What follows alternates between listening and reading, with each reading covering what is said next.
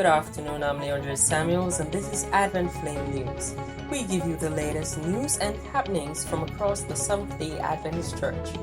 Now the headlines that made this week's edition. West Jamaica Conference distributes care packages to the needy. Inter-American Division celebrates Adventist volunteers around the world. Agile Honduras mobilizes volunteers to aid thousands of disadvantaged families. COVID-19 sparks surge in Bible study requests. Now to the news.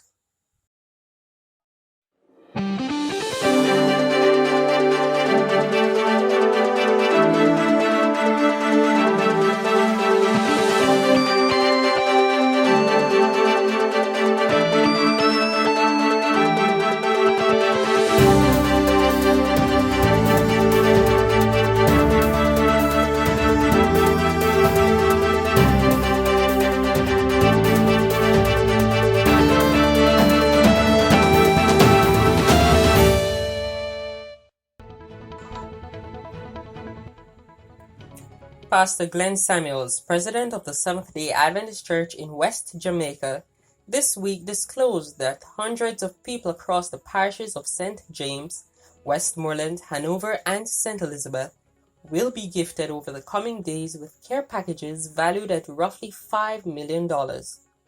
In the past month, the conference has distributed over $6 million worth of goods to the disadvantaged across the western region, as part of efforts to reduce the effect of the COVID-19 pandemic. The conference plans to make further distributions across the region in the weeks to come.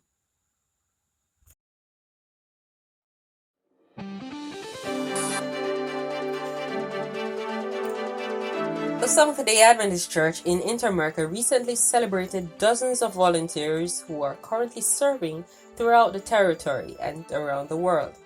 Church leaders praised the commitment of the 74 volunteers during a special Zoom event to celebrate what has been coined as Adventist Volunteer Service Day.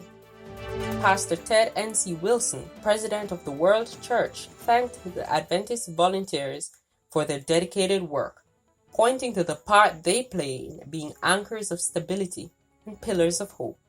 In attendance were Pastor Albert Kuhn, Associate Secretary for the Adventist World Church in charge of AVS Worldwide, and psychologist Dr. Ann Hamel of the General Conference. The online event also showcased opportunities at several universities and other institutions currently requesting volunteers. More than 3,000 families across Honduras received food baskets as a result of joint efforts by the Adventist Development and Relief Agency in Honduras and church member volunteers. ADRA volunteers made house deliveries and also gave out food at assigned distribution points in several communities. Nursing homes also received packages containing non-perishable food items, hygiene kits, as well as masks, gloves, and antibacterial gels. Other groups of families received food vouchers. Needy families were identified with the help of pastors and church members, as well as municipal leaders who helped survey the most needy in their conferences and missions. Honduras was placed on a strict curfew in late March, forcing more than 9 million people to stay home with access to only essential services such as grocery stores, gas stations, and medical services available. This resulted in a sharp increase in unemployment in that country. Interest in Hope Discovery Center courses has spiked over the past week, with dozens of people expressing their desire to learn more about forgiveness and other faith-based topics.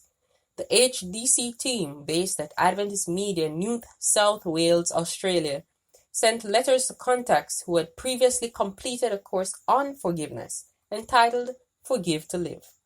Of the 80 people who received letters, 50% responded, asking to be enrolled in the follow-up study Forgive to Live 2. It's the quickest and largest response encountered by the center. It is believed that ongoing coronavirus restrictions have contributed to the increase in responses, with people and families dealing with new and existing relationship issues while in isolation. And that was the latest news from the AFM News Center. On behalf of my producer and studio engineer Linda Samuels and all of us here at Advent Flame Media, have a wonderful evening.